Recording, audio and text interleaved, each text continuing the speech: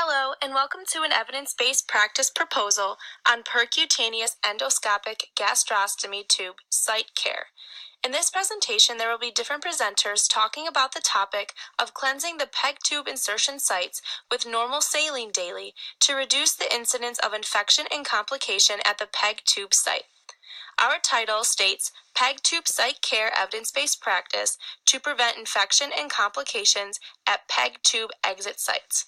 Our PCOT question is, in patients who are receiving enteral nutrition from PEG tubes in a long-term care facility, how does patients who have their PEG tube cleaned daily with normal saline compared to patients whose PEG tube is cleaned with soap and water daily reduce their risk of infection and complication at the PEG tube insertion site over 6 months? This presentation is by Megan Shepard, Jenna Debzinski, Brianna Brandon, Kelsey Palestrant, and Maris Polito. What are PEG tubes and what are they used for? PEG tubes were first described in 1980 as an alternative option to surgical gastrostomy for a long-term enteral tube feeding in malnourished patients.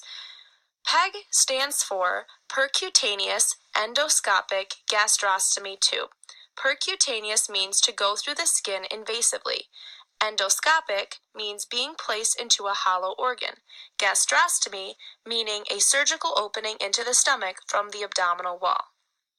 The use of PEG tubes is to provide adequate nutrition for patients who are unable to swallow or cannot consume orally, while still maintaining a viable GI tract. The purpose of this evidence-based practice is to develop an established way to prevent infection and complication at PEG tube insertion sites because of the decreased knowledge by caregivers, practitioners, and patients, and the guidelines that are provided. At the top there, you can see a picture of where the PEG tube is inserted in through the abdominal wall into the stomach. The clinical problem that our group assessed that needs to be changed in present practice is the cleansing of PEG tube insertion sites. The question we studied was, what is the proper way to cleanse PEG tube sites to decrease the rate of infection, complication, particularly in long-term care facilities? Is it through the use of normal saline daily, or is it through the use of cleansing the PEG tube insertion site with soap and water daily? Although there are no current guidelines for which works better, the best evidence is to clean the exit site with normal saline in order to prevent infection. There is no risk for using normal saline, therefore it is realistic. The guideline my group brought up for current policy on PEG tube site cleaning was through COLIDA's policies. COLIDA says that through 6 steps, cleansing the PEG tube insertion site this way will decrease the risk of infections and complications. 1 is through weighing patients Monday, Wednesday, Friday at the same time each day. 2 is to maintain an accurate intake and output of each patient. 3 is observe how the patients tolerate the enteral feedings. 4 is perform oral care every 8 hours and as needed. 5 to check residuals Q4 hours and to hold the residuals if there is a certain amount of milliliters that they are retaining. And 6 to clean the insertion site with soap and water daily or per provider order. There are some adverse complications that these patients may require without adequate care and knowledge of PEG tube cleaning. So the reasons for changing this policy in practice is because these lists of adverse outcomes. 1, infection and local sepsis. 2, aspiration and pneumonia. 3, tube blockage. 4, leakage. 5, malpositioning. 6, bleeding. 7, ileus. 8, fistula formation. And 9, abdominal pain. Studies have shown that patients requiring PEG tubes consider their general practitioners to have inadequate knowledge on the care of the enteral feedings. A survey confirmed this, as 9/10 of general practitioners admit to no formal education on PEG tubes, despite over half their patients having PEG tubes and over a quarter of them requiring the insertion of PEG tubes. Therefore, establishing guidelines and increasing knowledge is the basis of this study to decrease the rate of infection and complications. New literature is now emerging about how to discuss PEG tube feedings with caregivers, which includes recommendations for quiet and undisturbed surroundings during each teaching session, opportunities for families and patients to both express their feelings and beliefs, and clear definitions of the goals of therapy. The research in our proposed study showed the main barriers to preventing infection complications were due to the fact of decreased knowledge in both caregivers and patients, as well as no established guidelines. In order to develop an evidence-based practice, we needed to collect information that is known about PEG tubes and about PEG tube infection and complications that were documented in current practice. The following slides are our literature review. They contain information that was used to develop our proposed change. For each article that we use, the presenter will explain the study's purpose, findings, and why that study is relevant to the new evidence-based practice change that we made.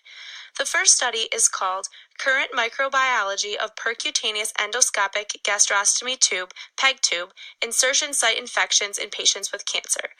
This study is a quantitative study with a retrospective review of computerized records. I chose to use this article because it explains the microbiological data and shows what organisms colonize at the PEG tube exit sites. This is good information because as healthcare professionals, we can determine where the bacteria comes from and try to decrease the spread of it. The purpose of this article was to determine the current microbiological data in cancer patients with PEG tubes. The findings showed that a total of 58 episodes of PEG tube insertion site infections were identified during the study. 9 of the infections occurred within 8 weeks of PEG tube insertion procedure, and only 3 were within 14 days, suggesting that most of the infections were not procedure related. Superficial insertion site infection, like cellulitis, was present in 50 of the 58 episodes, and local abscess formation in the abdominal wall was present in 8 cases.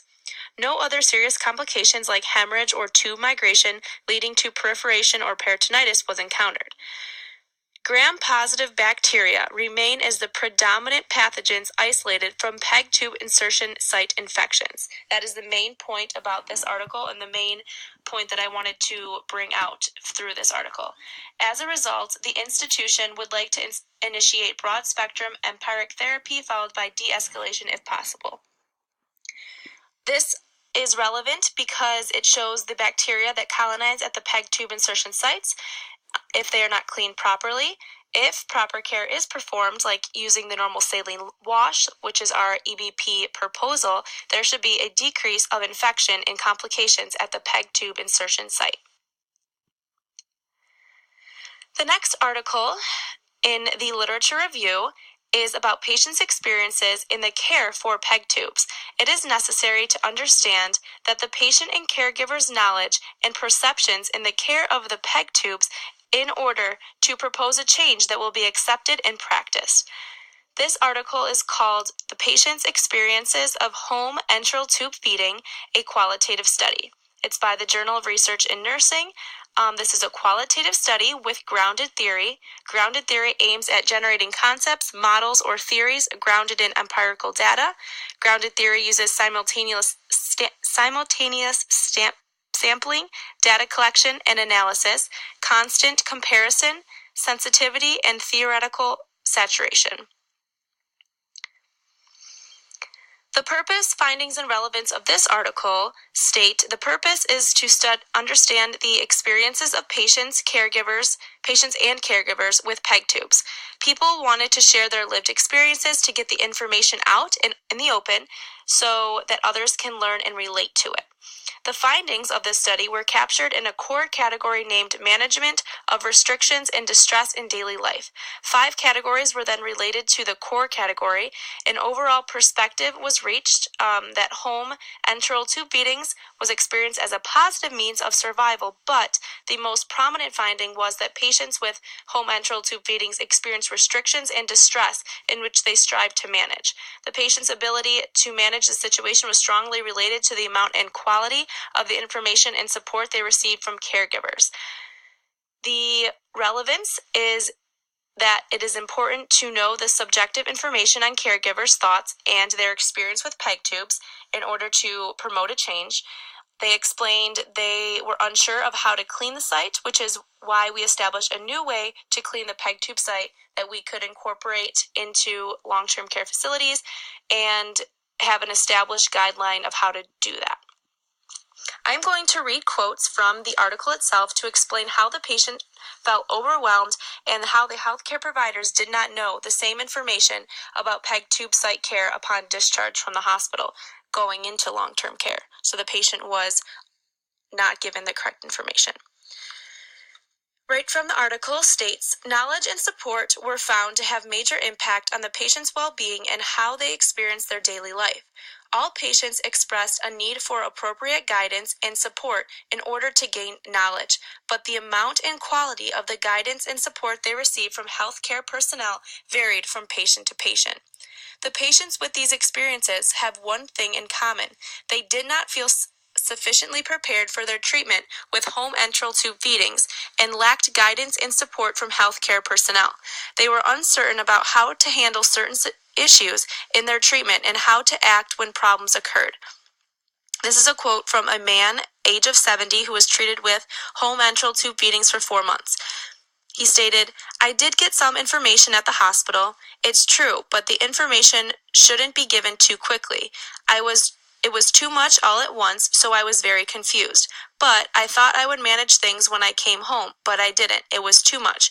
It is so overwhelming and so much to keep track of." So that was one patient information. The next is the information patients were given sometimes contained contradictory advice, which contributed to their feelings of insecurity. There were also patients who experienced demands from the discharging clinic pointing out that they were expected to carry out their day-to-day care by themselves, with limited support at home from healthcare personnel. A patient, a woman, age 53, who was treated for home enteral tube feedings for 3 months, said, "In Hospital A, the syringes were not handled in the same way as in Hospital B. I got the information from Hospital A about how to do at home, how often I should change the unit and so, but in Hospital B, they gave me different information. And then, when the dietitian came, she said something else again. I did not know what to do, was not sure, I was afraid, and I had done wrong all the time. Do they not know the way it should be done?" So this really indicates that there isn't a set way of how to care for the PEG tube and there is a need for change. The third article included in our research is the cooperation in the care for patients with home enteral feeding throughout the care trajectory, nurses' perspectives. It was a qualitative study with a phenomenographic approach, and the method included interviews, open-ended questions with 10 nurses from both hospitals and communities. The purpose was to explore how the planning, daily care, and follow-up procedures worked in the care trajectory for patients treated with home enteral tube feeding from the perspective of hospital and community care nurses. The findings included one main category of cooperation, which was broken down to 3 description categories of nurses' knowledge, nurses' viewer responsibility, and nurses' professional awareness and commitment.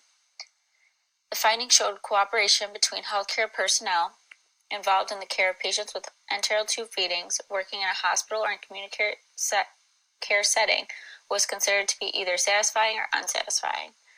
This all included in summary was saying that the communication between nurses in these 2 fields